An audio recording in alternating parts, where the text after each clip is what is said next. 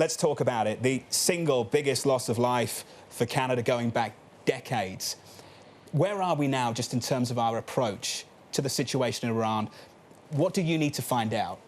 Well, let me just start by thanking you for the question and saying that for the Canadian government, starting with the Prime Minister, our focus is relentlessly on the Canadians, on the Canadian families and friends of the people who died in this terrible tragedy. It really is a national tragedy for us.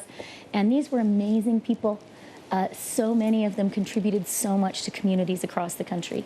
So our focus is on the families, on supporting them in Canada, on supporting them in terms of having the choice of what to do with the remains of their loved ones, and on justice and accountability. We need to have real independent analysis of the black box. We need to know exactly what happened and who is responsible, and those families need to be taken care of. Are you likely to get those answers? You can be hopeful, but is it conceivable that you will get those answers from the Iranian regime? And where will you get the support? Where will your allies come from in the Middle East? It's been a tough time for Canada in many ways. Saudi Arabia, the situation there a couple of years back. Where will you get that support that you need at the moment? So let me just say I am confident we will get those answers, because Canada is relentlessly focused on getting them, and we will not stop until we get them. We rely on, and I think we are getting, tremendous support from partners and allies around the world. I would like to particularly mention the Netherlands. We are very close to the Netherlands for many historical and current reasons, and they've been terrific advisors to us, having suffered the MH17 crash, shooting down. I'd also like to say Ukraine, which is a very close friend and ally of Canada, has been very, very helpful and supportive. And our fantastic Foreign Minister, François-Philippe Champagne, immediately convened a group of the grieving nations. And we are working together to get those answers, to get that accountability. One more question on this, if we could. The hallmark of Chrystia Freeland, maybe more than any other senior officer of a G7 country, is you have lived transparency for decades within your journalism and with, frankly, your other work as well. You own more than any other minister the idea of transparency. Are you getting... I think our Prime Minister is pretty good on transparency. He's pretty good, but he hasn't lived it like you have. And, Chrystia, this is important. What transparency do you need from the Trump administration and the United States of America? On this issue, we are working closely with the U.S. administration, and we have a very effective working relationship with the U.S., as we need to do. You know, Canada and the United States have the world's longest unmilitarized border. We are neighbors, we are friends, we are allies, we are trading partners. And so, of course, we are working closely with the U.S. on this, as we do on so many different issues. Let's turn to something more positive, if we can. Trade between the United States and Canada. Are you calling it Nafta or USMCA? What are we calling this? Nafta 2? What are we going with? I tend to refer to it as the new Nafta. The new Nafta. Just because, Thank you. Because it's my journalistic history, because Canadians know what I'm talking about when I say the new Nafta. So let's talk about process. Next steps. Where are we? Okay, so as you guys know, the U.S. has now ratified the new Nafta. Mexico did it before Christmas.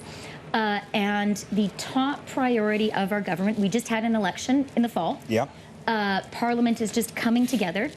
We will come back from the winter break on Monday, the 27th, and our government's priority, as the Prime Minister announced, will be to move through with the NAFTA, the new NAFTA legislation.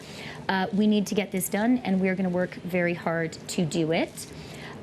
One very positive sign from my perspective is that just this week, in fact, just yesterday, the premiers of all the Canadian provinces and territories came out with a public statement calling on all members of parliament to ratify the new NAFTA. That is significant because our premiers are a politically diverse group.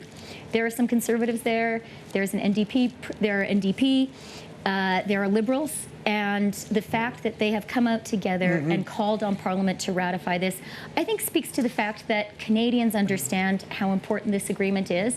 And look, don't we all feel as North Americans it would be great to have some certainty on our continent in a time of protectionism? Well, that's very true. I want to speak of North America, and again, we welcome all on BNN television across all of Canada, and of course globally with Bloomberg Television. Chrystia Freeland, I think you came to the attention of so many with certain products in the heat of that initial debate on trade, whether it was dairy or plywood, this, that, or the other thing.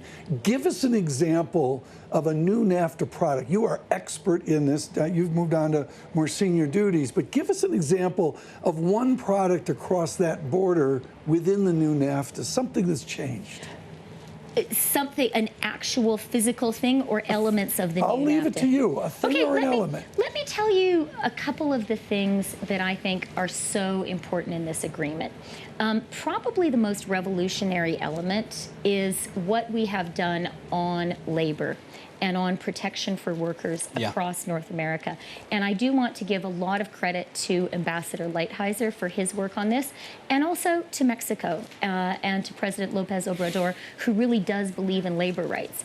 But you guys will know that a long-standing concern about NAFTA for workers in the United States and in Canada, well-paid workers, often unionized workers who have strong environmental and labor protections, is that they were put on an unlevel playing field and that they couldn't possibly compete with Mexican workers. What the new NAFTA has done is put in very, very strong labor protections, including a high-value labor content requirement on NAFTA vehicles, and very strong enforcement that will help Mexico to implement the labor reforms I know they believe in. And I think this is why, guys, I think this is really historic, because ever since the original NAFTA was concluded, there have been debates in Canada, in the U.S., about was it good for working people? And I believe this deal, which after all, Nancy Pelosi supports, which Chairman Neal supports. You have in the United States bipartisan support for this trade agreement. I think that is historic and gives us real certainty. And I am hoping that in Canada, we can also achieve cross-party support of this deal.